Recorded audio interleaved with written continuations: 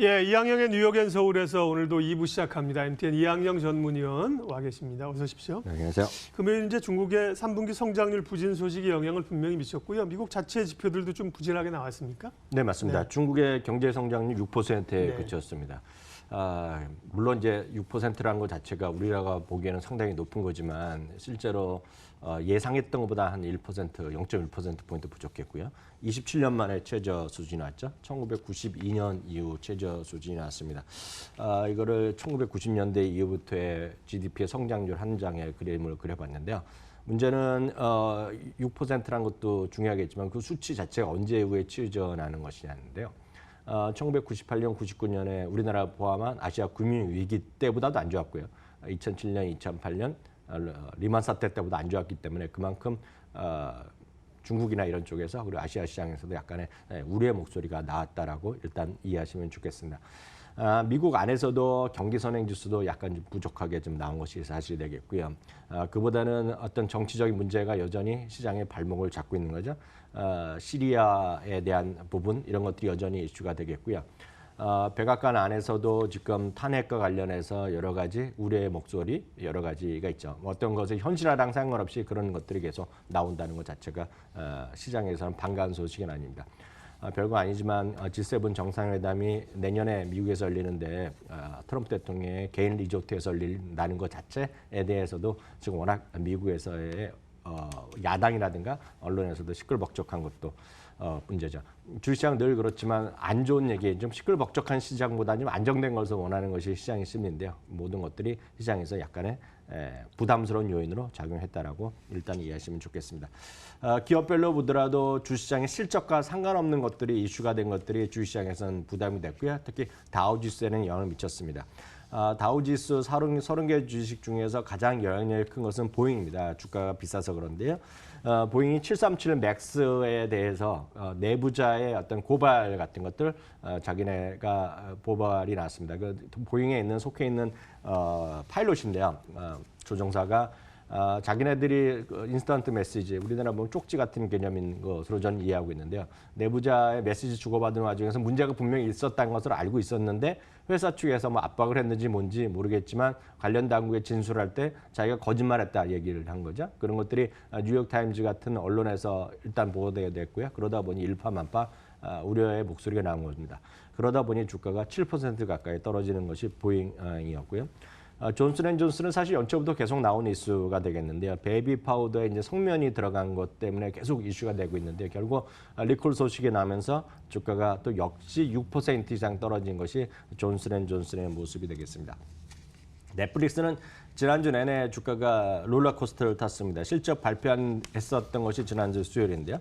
실적 자체는 이제 긍정적으로 나왔죠. 그러면서 그 다음 날은 주가가 시간 전부터 해서 많이 올라갔지만 결국 상당 부분 이익을 돌려냈는데요. 결국 그 다음 날이었던 금요일 날은 주가가 6% 떨어지면서 결국 실적 발표 이전 수준 그 이하로 떨어졌습니다. 실적 자체는 괜찮았지만 다수의 애널리스트들은 역시 경쟁 심화에 대한 것들이 확인돼야 되겠다. 그 확인된다는 것은 이제 11월부터 아시다시피 애플도 새로운 서비스 발표하죠. 디즈니도 플러스 발표하죠.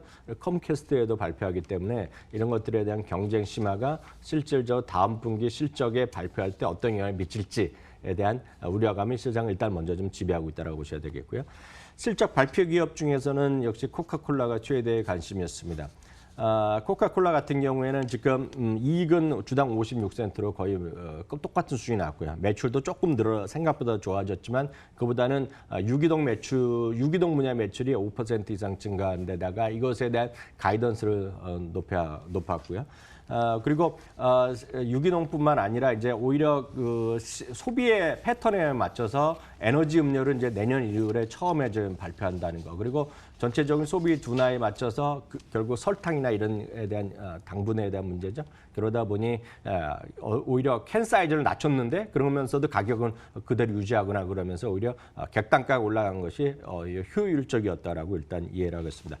긍정적인 시장이 나면서 주가는 한 2% 올라가면서 다시 사상 최고가에 바짝 근접하면서 일단 마감됐고요. 회사 이름은 모르시지만 우리나라에서도 일단 수술이나 병원 쪽 개통 받으신 분이나 병원 쪽 개통에 계시면 누구나 다 아는 바로 다빈치 수술로 유명한 인투이티브 서지컬이라는 기업이 있습니다. 이것 역시 S&P 500 기업인데요. 기대 이상 실적을 발표하면서 특히 다빈치 쪽 매출이 20% 늘어나면서요. 주가 다시 사상체 효과에 근접했고요. UBS 같은 경우에서 목표 주가로 $590까지 상향한 것이 호재인식되는 하루였습니다. 예.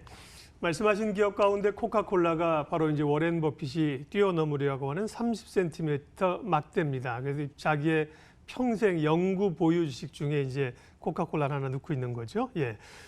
S&P는 어쨌든 금요일은 전반적으로 밀렸습니다만 2주 연속 반등했군요. 그러면서 이제 가끔 말씀하셨지만 최고치에 대한 기대감들은 또 살아있는 모양새인데요. 전망하고요. 또 업종별 흐름은 어떤지 봐주십시오. 네, 맞습니다. 지난 금요일날 전체적으로 좀 부담스러웠지만 에스&피 500은 2주 연속 상승하면서 마감됐습니다. 그럼에도 불구하고 3,000포인트를 넘어서 3,020포인트까지 가야 이제 최고가가 나오는데 그것까지의 거리감 내지 부담감은 여전히 있다라고 보셔야 되겠습니다.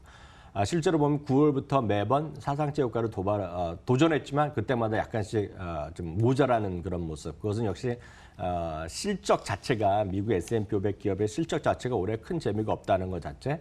마이너스는 아니지만 다른 나라 같이 마이너스 10%, 20%는 아니지만 증가세가 별로 없기 때문에 주가가 크게 올라가지도 못하는 그런 국면이다라고 일단 이해하시면 좋겠습니다.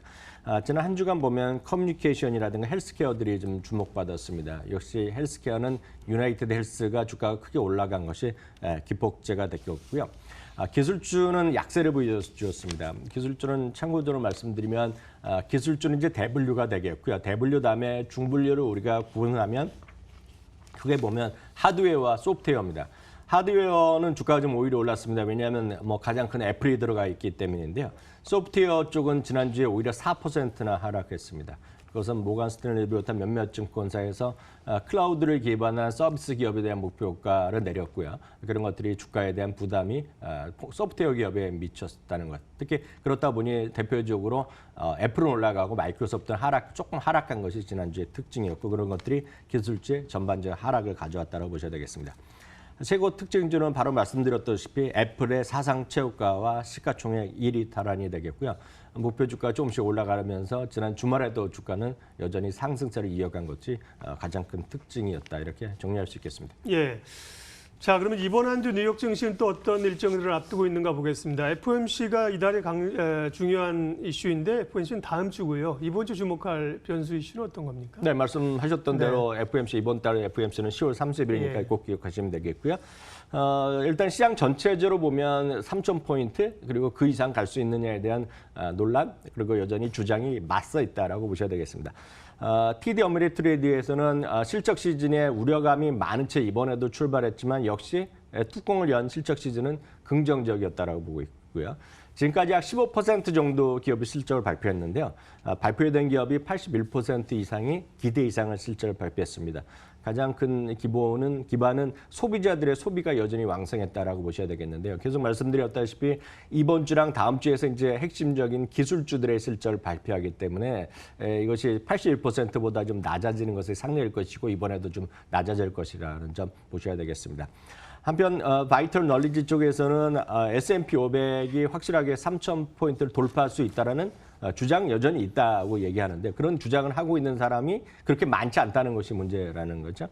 특히 이제 지금 주식 시장이 계속 더 올라가기 위해서는 기관이나 개인들의 투자 심리가 회복돼야 되는데 여러 번 말씀드렸다시피 개인들이나 기관들이나 오히려 투자 심리가 별로 안 좋은 거거든요. 그만큼 주식에 대한 매도가 많이 있다는 것, 즉 주식 비중이 줄고 채권이 늘어나는 시장이기 때문에 이들의 투자 심리가 급속히 회복돼야지 3,000포인트 이상 올라가더라도 계속 유지될 것이라는 얘기. 그것이 확인되기 전까지는 3,000포인트 언저리에서 맞고 다시 언저리에서 조금 재미없는 지지부진한 장세로 얘기하는 사람이 일단은 다수의 의견이다라고 일단 이해하시면 좋겠습니다. 경제 지표는 이번 주에 두 가지만 일단 주목하시면 좋겠는데요. 목요일 날 다 발표됩니다. 내구재 주문이 있습니다. 0.5% 이번에 마이너스 전월 대비 마이너스로 일단 전망되고 있고요. 제조업 PMI가 뭐 여러 군데서 발표되는데 대표적인 것이 IHS 마켓과 ISM인데요. IHS 마켓 제조업 지수가 이번 주 목요일 날 나옵니다. 지난달에는 51.1이었고요. 이번에 50.3. 역시 50포인트 이상이지만 지난달보다 낮아질 가능성을 경고하고 있다고 보셔야 되겠습니다. S&P 500 기업은 이번 주에 120여 개, 다음 주에 한 250여 개가 발표되면서 이제 피크가 칠 가능성이 피크로 가고 있는데요. 이번 주에 이제 대표적인 것은 수요일 날 발표된 마이크로소프트, 목요일 날 발표된 아마존, 그리고 화요일 날 장에 나올 때 맥도날드 정도가 아마 가장 큰 관심이다라고 이해하시면 되겠습니다. 네, 이번 주도 뭐 실적 발표가 굉장히 중요한 변수군요. 뉴욕 앤 서울 MTN 이항영 전문위원 함께했습니다. 고맙습니다.